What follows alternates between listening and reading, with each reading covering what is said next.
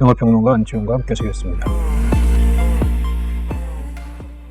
영화 더 헌트는 오락 영화이다. 제목에서 짐작할 수 있듯이 영화에서 종종 사용되는 소재인 인간 사냥을 그린다. 인간 사냥을 소재로 한 영화라면 사냥꾼과 사냥감 사이의 대치를 기본으로 쫓기는 인간 사냥감이 쫓는 인간 사냥꾼을 대체로 막판에 되치게 하는 구조일 가능성이 크다. 이야기에 살을 붙이는 방식은 사냥꾼뿐 아니라 사냥감이 인간인 만큼 양자의 대치에 인간적인 요소를 포함한다. 동물의 세계에서 목격하는 야성만 나오지는 않는다는 얘기다. 더 헌트 또한 그렇다.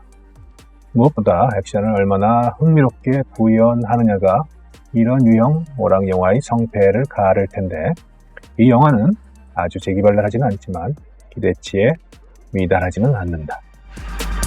대치의 미장센. 오락 영화로서 이 영화의 강점은 마치 게임처럼 난도를 올려가며 다채로운 액션을 끊이지 않고 제공한다는 것이겠다. 마지막의 대결은 게임의 최종 단계처럼 심혈을 기울여 그렸다. 결말의 승패가 사실상 예정돼 있어서 마지막에서 어느 정도 상투성은 불가피했다. 반면 시작은 살짝 허를 찌른다. 속도가 빠르다. 짧은 도입 이후에 곧바로 인간 사냥이 전개된다. 즉흥적으로 비행기 안에서 사냥이 시작되며 하이힐 굽에 찍힌 눈알이 개성이 꼬리를 단 모양으로 생생하게 얼굴에서 빠져나온다. 이 첫 번째 희생자 옆에 마취되어 누워있던 금발 미녀를 카메라가 주목한 탓에 관객은 이 캐릭터가 앞부분에서 무엇인가 중요한 역할을 할 것으로 예상하지만 슬래셔 영화의 한 장면인 양 미녀의 머리가 통째로 날아가며 관객의 예상은 보기 좋게 빗나간다.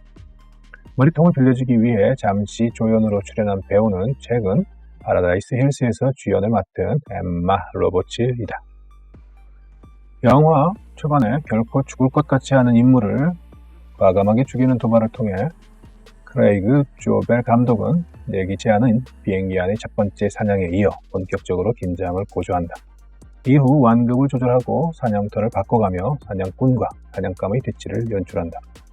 아프가니스탄 참전 군인인 주인공 크리스탈이 다소 어리바리한 표정으로 휴게소에 등장하기 전까지 대치는 사냥꾼의 일방적인 우세였다. 초반에 잠깐 그림자 정도만 비춘 크리스탈은 영화가 시작하고 25분가량이 지나며 나타난다. 주연치고는 꽤 늦은 등장이다.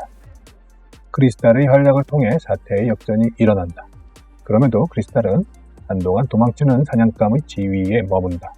그가 상당한 실력을 발휘한 다음에 영화는 그의 지위 변동을 꾀한다. 이제 사냥감이 사냥꾼으로 바뀐다. 살아남은 유일한 사냥감 한 명이 다수의 사냥꾼을 사냥하는 우월한 사냥꾼으로 변모한다. 그러면서 스토리는 야성에서 정치로 전환한다.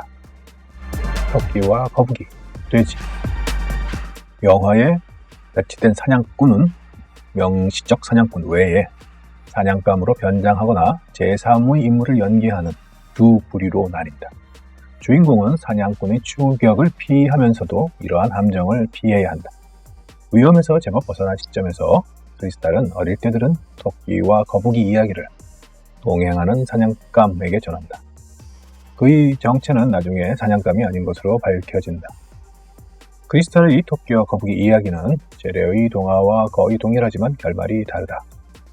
경기에서 지고 화가 난 토끼가 거북이 집을 찾아가 거북이 가족을 학살하고 가족이 먹던 저녁을 토끼가 대신 먹는 것으로 끝난다. 동행인이 묻는다. 여기서 토끼가 누구인지, 우리 사냥감인지 저들 사냥꾼인지. 크리스탈의 사냥이 하드보일드하게 혹은 슬래셔 영화처럼 전개되며 사냥꾼과 사냥감의 역전이 본격화한다. 한치의 망설임 없이 깔끔하게 살인을 저지르는 크리스탈을 보고 악한이라고 느낄 관객은 없겠지만 그가 냉혹한 살인기계의 모습으로 그려진 것은 부인할 수 없다. 유능하고 침착하며 지성까지 갖춘 여성 킬러의 활약에서 카타르시스를 느낄 사람이 많겠다. 크리스탈을 거북이로 봐야 하겠지만 토끼가 거북이 가족을 쓸어버린 것처럼 크리스탈이 사냥꾼들을 쓸어버리기 전에 영화에는 사냥꾼끼리의 대화가 양념으로 뿌려진다. 이들의 수단은 이른바 정치적 올바름, political correctness의 사례집 같다. 그 수다와 이 장면에 도달하기 전에 크리스탈에게 살해당한 사냥꾼들이 한 이야기들을 모두 모으면 인종, 젠더, 난민 이민, 에이즈, 낙태 등 정치적 올바름의 전형적 주제에서 IT의 인도주의적 위기까지를 망라하게 된다. 흑의 소유의 노인 부부는 흑인을 부르는 호칭으로 블랙과 아프리칸 아메리칸을 두고 논란을 벌이지만 감둥이라는 말을 쓰지는 않는다. 휴게소 TV에서 상영되는 뉴스는 기후변화로 돼 있다. 멸종위기에 처한 북극곰이 나오는 가운데 아무런 죄의식 없는 살인이 일어난다. 물론 죄의식이 없는 것은 양쪽에서 동일하다. 오히려 오웰로 불린 돼지의 죽음 앞에서 리버티로 불린 진보적 여성은 애통해한다. 돼지의 죽음에 대해 무고하다는 리버티의 지적은 애통함의 원인이며 동시에 무고하지 않음의 판정이 11명의 사냥감에 대해서 죄의식을 느끼지 않은 근거가 될까? IT의 인도주의적 위기를 거론하며 도움을 역설하고 동료의 표현 중 guys에 대해 젠더 감수성 부족을 지적한 리버티는 크리스탈이 총구 앞에서도 일관된 젠더 감수성을 보인다. 여자니까 살려주자고 하는 동행의 이야기를 듣고 크리스탈은 내가 여자라고 살려줘야 하냐고 리버티에게 묻고 리버티가 아니다라고 대답하자 크리스탈은 즉시 총을 발사한다. 감독이 젠더 감수성을 조롱하려고 이 장면을 넣은 것은 아니라고 판단한다. 정치적 올바름 혹은 진보의 덕목이 삶과 유리되고 부와 정치의식이 별개인 상황을 전반적으로 풍자하려는 의도로 짐작된다. 크리스탈의 결승적 상대는 아테나이다. 리버티처럼 아테나 역시 함축적인 이름이다. 이 인간 사장의 주모자인 아테나는 크리스탈을 SNS에서 자신들을 공격한 다른 인물로 착각하며 스노벌이라고 부른다.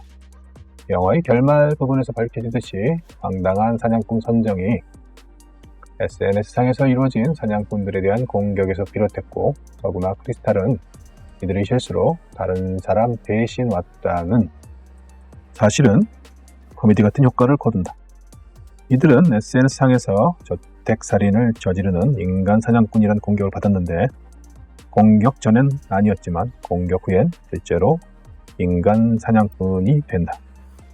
실체보다 호명이 먼저였던 셈이다. 스노볼의 용법은 좀 혼란스럽다. 리버티가 죽음을 애도한 돼지가 오웰이라면 스노볼은 당연히 조지 오웰의 소설 동물농장의 등장인물이며 그들이 스노볼이라고 부르는 크리스탈이 진짜 스노볼이 아닌 상황에서 또 크리스탈이 아테나를 보고 당신이 스노볼이라고 하는 상황에서 스노볼이 정확하게 무슨 의미를 지니는지는 해석하기 나름이다. 단지 오웰의 소설 동물농장의 스노볼이 러시아 혁명기의 트로츠키를 지목한 것이 정설일진데 그것에서 아테나에게 스노볼이라고 한 크리스탈의 의중의 일단은 파악된다. 트로츠키가 죽은 방식과 완전히 닮지는 않았지만 아테네가 상처를 입은 모습이 약간은 비슷하다. 액션 결승전 뒤에 출연한 토끼는 또 뭘까?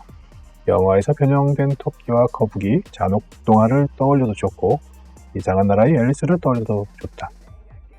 액션과 스릴러 성격이 강한 영화이지만 곳곳에 장난스럽게 얘기거리를 해악을 담아 숨겨 놓았다.